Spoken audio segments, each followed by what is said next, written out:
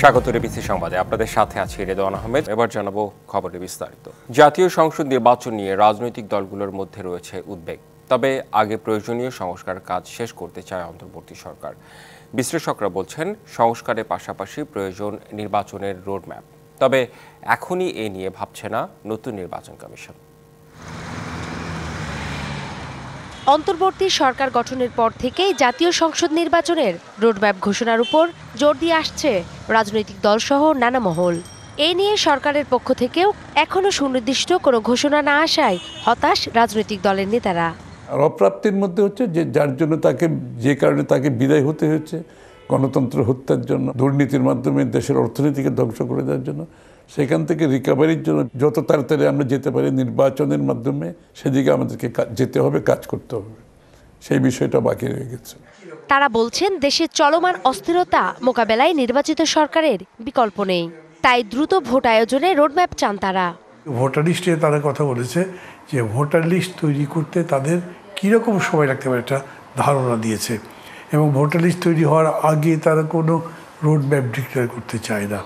এই হিসেবে আমি এইটা বলবো যে এই ইলেকশন কমিশনের কাছে এখন কোনো রোডম্যাপ নেই। আগামী দিনের যে ট্রানজিশন, পিসফুল ট্রানজিশন যেটা হবে, এটা তো রোডম্যাপ থাকতে হবে। সুতরাং সেটা তো প্রত্যাশিত, সেটা সবাই প্রত্যাশা করতে এবং যত তাড়াতাড়ি সম্ভব সেটা করতে হবে। বিশ্লেষকরাও বলছেন রোডম্যাপ ঘোষণা করে দ্রুত দেশে সুষ্ঠু নির্বাচন দরকার।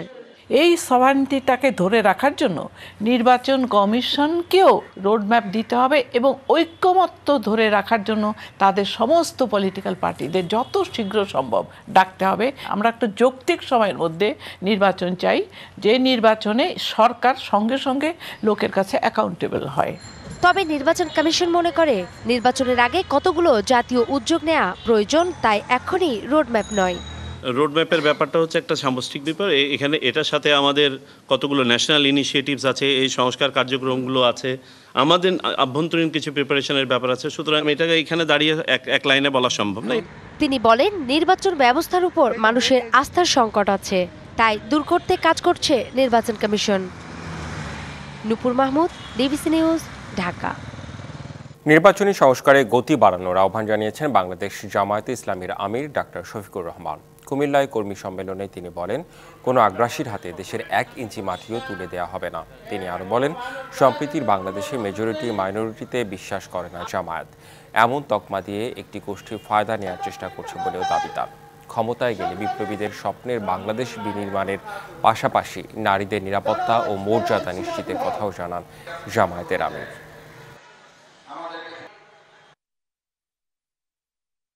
একটা সুন্দর সুষ্ঠু নির্বাচন আপনারা উপহার দেবেন, তার জন্য যত সংস্কার প্রয়োজন তাই আপনারা করবেন। আমরা আপনাদেরকে চাপ দিচ্ছি না, আবার অনুরোধ করব আপনারা মূল্যবান সময়টাকে নষ্ট করে দীর্ঘায়িত করবেন না। আপনারা যৌক্তিক সময়ের ভিতরে এই নির্বাচন জাতিকে উপহার দেন। আমরা বাংলাদেশে কোনো মেজরিটি মাইনরিটি মানি না।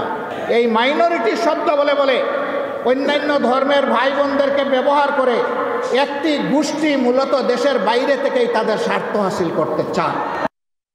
সাম্প্রদায়িকতার ধোঁয়া তুলে আধিপত্য কায়েম করতে চায় বলেই শেখ হাসিনার পতনের পর থেকে ভারত বাংলাদেশের বিরুদ্ধে উঠে পড়ে লেগেছে বলে মন্তব্য করেছেন বিএনপির সিনিয়র যুগ্ম মহাসচিব রুহুল কবির রিজভী।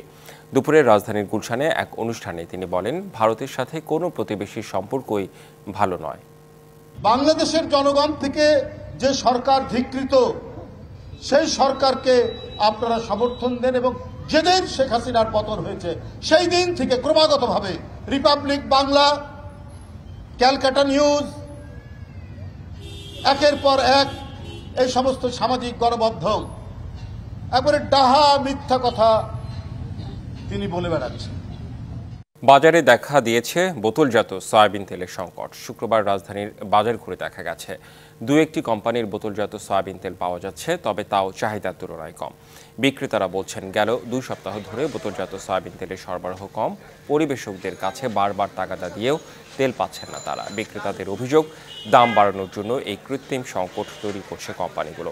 এদিকে বাজারে সরবরাহ বাড়ায় কমতে শুরু করছে শীতের সবজির দাম। কোম্পানি চাইতেছে দাম বাড়াইতে, কিন্তু মূলত এরপরে কোম্পানির চাপের সরকার চাপের কারণে কোম্পানির দাম বাড়াই দেয় না, এই জন্য এরা কোম্পানির সংকট দেখাইতেছে। এরা বলতেছে লুচের দাম 200 টাকা কেজির উপরে, এই জন্য প্যাকেট ছাড়তেছে না কোম্পানি। দাম বাড়াবে বিধানে তেল দিতেছে না আমাদেরকে, আমরা টোটাল অন তেল বিক্রি করতে পারতেছি না। আজকে প্রায় 2 সপ্তাহ ধরে আউটের দাম কিনা 2 পিস 1 পিস গায়ের দাম বেশি দিয়ে কিনা বেচতেছি। জটিল রাজনৈতিক পরিস্থিতির মুখোমুখি দক্ষিণ কোরিয়া। সামরিক আইন জারির ঘোষণা ও চাপের মুখে তা প্রত্যাহারের পর প্রেসিডেন্ট ইউন সুক ইয়োলের বিরুদ্ধে অভিশংসনের বিষয়ে ভোট হতে পারে শনিবার। ক্ষমতাসীন পিপল পাওয়ার পার্টির প্রধান জানিয়েছেন, প্রেসিডেন্টকে অপসারণ না করা হলে বড় বিপদে পড়বে দেশের জনগণ। গেল মঙ্গলবার রাতে হঠাৎই দক্ষিণ কোরিয়ার সামরিক আইন জারি করেন প্রেসিডেন্ট ইউন সুক ইয়োল। এরপরই দেশজুড়ে শুরু হয় বিক্ষোভ। চলমান অস্থিতিশীল পরিস্থিতির কারণে প্রেসিডেন্ট ইউন সুক ইয়োলের প্রতি সমর্থন কমেছে, পড়েছেন অভিশংসনের মুখে। 6টি দল নিয়ে বিরোধী দলগুলোর একটি জোট বুধবার প্রেসিডেন্টের অভিশংসন চেয়ে প্রস্তাব দিয়েছে পার্লামেন্টে। নতুন জরিপ বলছে ইউন সুক ইয়োলের প্রতি সমর্থনের হার 13% পৌঁছেছে। এ সপ্তাহের শুরুতে যা ছিল 16%।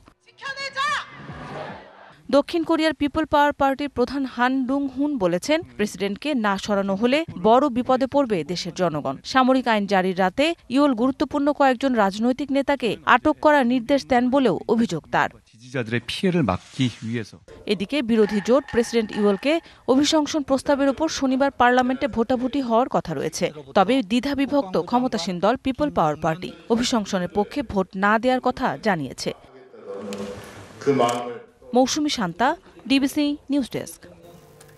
তৃতীয় পারমাণবিক যুগের দ্বার প্রান্তে রয়েছে বিশ্ব, এমন সতর্ক বার্তা দিয়েছেন যুক্তরাজ্যের সশস্ত্র বাহিনীর প্রধান admiral Tony Radakin. Royal United services ইনস্টিটিউটে দেয়া বক্তব্যে একথা বলেন রাডাকিন। চীন, রাশিয়া, ইরান এবং উত্তর কোরিয়া থেকে ব্যাপক হুমকির সম্মুখীন হচ্ছে যুক্তরাজ্য ও তার পশ্চিমা মিত্ররা। বেড়েছে পারমাণবিক অস্ত্রের হুমকি এবং মহড়াও।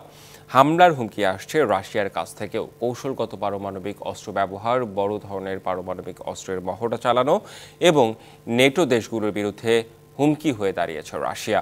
যুক্তরাজ্যের জন্য আরেক চ্যালেঞ্জ চীনের পারমাণবিক অস্ত্র উন্নয়ন, উত্তর কোরিয়ার ব্যালিস্টিক ক্ষেপণাস্ত্র উন্নয়ন কর্মসূচি এবং খেয়ালি আচরণ কেবল আঞ্চলিক নয়, বিশ্বের জন্য হুমকি হয়েও দাঁড়িয়েছে।